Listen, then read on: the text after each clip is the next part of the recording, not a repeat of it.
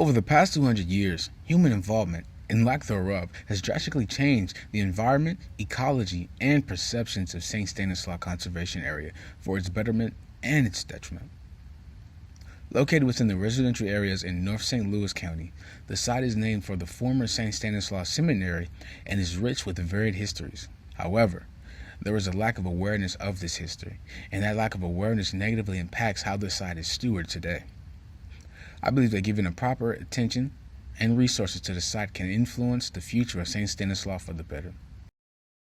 So in this video, I seek to contribute to this goal by reviewing history, public perceptions, and county stewardship of St. Stanislaus. If you were to search St. Stanislaus Conservation Area online, you'll notice something right away. People don't talk about their history. They focus on the mud, overgrown paths, bugs, and uncleared trails. Some even wonder if it's worth a visit at all. On sites like all trails, you'll find some repeated phrases like poorly marked, hard to follow, very muddy after rain, and poorly maintained. These perceptions are important. They don't just describe the place, they influence its future. To grasp why this is significant, you need to know what St. Stanislaus really is. It's more than just a recreational trail that it's marketed today. It's a land rich with history. Present-day St. Stanislaus, Missouri was part of the Missouri River Valley in the Great Plains Missouri River Corridor. Long before the Lewis and Clark expedition, the land was governed by the native nations for thousands of years. From the website Lewis and Clark Quest, they mentioned that the Lewis and Clark journals mentioned over 50 distinct tribes. However, their words could not capture the vibrant, complex web of cultures, alliances, and histories that were the real story of the American West. Now, the area lies along the Missouri River near Charbonner Bluff, known as early as the 18th century by French explorers for its visible coal seams. It was clearly significant enough to be noted during the Lewis and Clark expedition, marking it as part of the larger story of westward expansion. When the Jesuits arrived in 1823, they established St. Regis Seminary in Florissant, now a part of St. Louis County. Its early incarnation was a mission school for Native American children. The goal was to instruct and convert indigenous youth into European American customs and Catholic Christianity. Their goal was to force cultural assimilation. The Indian school operated briefly before being shut down as indigenous families began moving further west due to displacement and U.S. policies. The seminary turned into an institution for training new Jesuits and renamed St. Stanislaus Novitiate. Over the next few decades, they acquired the lands that would later become St. Stanislaus Conservation Area.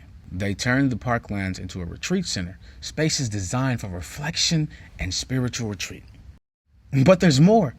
Many of the notable key buildings and other structures of the seminary were constructed using labor from Jesuit priests, novices, and enslaved black families displaced from their homes in Maryland to Missouri. Right. Those enslaved families were forcefully brought by the Jesuits and lived on the property, working the farm and quarrying stone for buildings. Timber and coal for the seminary buildings were harvested from the lands that would later become the park. Their labor was unpaid and unjust. Descendants of those enslaved families still organize around this history and seek recognition and reconciliation. Even now, remnants of those structures linger around the trail, though many hikers pass them without realizing their importance. So, historically, this is not just a trail, it's a site of exploration, religion, and regional development all in one landscape. Now, let's compare that to today's conversations about the area. The Missouri Department of Conservation labels the site as a conservation area, steeped in nature and history. But when you look at the public All Trails reviews, a few patterns stand out. First, there's a strong focus on physical conditions like mud, flooding, and maintenance. Second, many users mention getting lost or having trouble following the route. Third, there's a consistent view of the area as neglected or not worth the effort. If you've been following, you might have noticed that what's often missing from these reviews is any recognition of its historical significance. That gap is important. Its value becomes conditional. Trails that seem unmaintained tend to be treated casually. People wander off the path, widen trails, or leave damage behind because the space already feels degraded. Over time, this reinforces the very conditions that lead to complaints. It creates a cycle. So, the issue with St. Stanislaus isn't just the mud or overgrowth. Its identity has been diminished. A place that once held historical and cultural significance is now mainly viewed through brief, surface-level reviews. When history fades from perception, it often loses priority, especially in terms of preservation. When we question why there's so much mud and overgrowth, it's not just about nature, it's also the lack of proper stewardship. If you walk through the site now, the difference stands out right away. Native wildflowers still bloom alongside of the trail. Trees arch over the pathways. And in some places, the land still feels untouched. Yet, just a few feet away from it all, there's litter tangled in the brush. Crushed bottles, food wrappers, illegal dumping, and erosion are cutting deeper into the paths. At the same time, invasive vines continue to spread across sections of the landscape. They climb over native paths and gradually choke out the biodiversity that once defined the area. Missouri conservation groups have repeatedly pointed out the invasive species are a major ecological threat because they overwhelm the native plants that local wildlife depend on. This contrast, the beauty of the landscape next to visible neglect, makes St. Stanislaus feel complicated. This place is clearly valued enough to be protected, but not valued enough to get the care people expect for protected land. When a county, St. Louis County, let trails stay poorly marked, when maintenance becomes inconsistent, or when visible waste sits around for a long time, people subconsciously see the space as abandoned. The message becomes, this place is not important. Once visitors absorb that message, behavior changes. People become less careful. It's easier to justify leaving trash behind, trails widen, damage increases.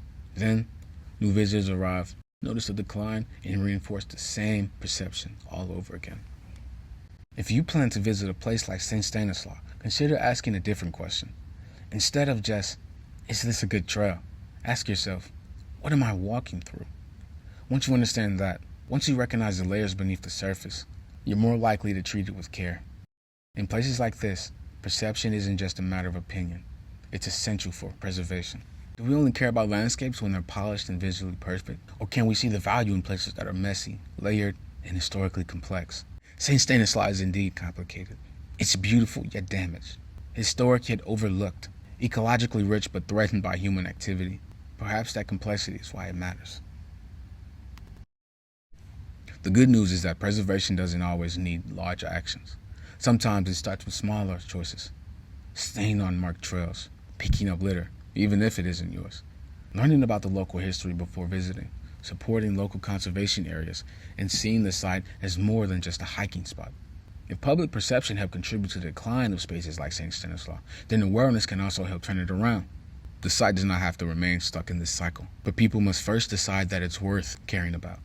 That change begins with you. Thank you for watching.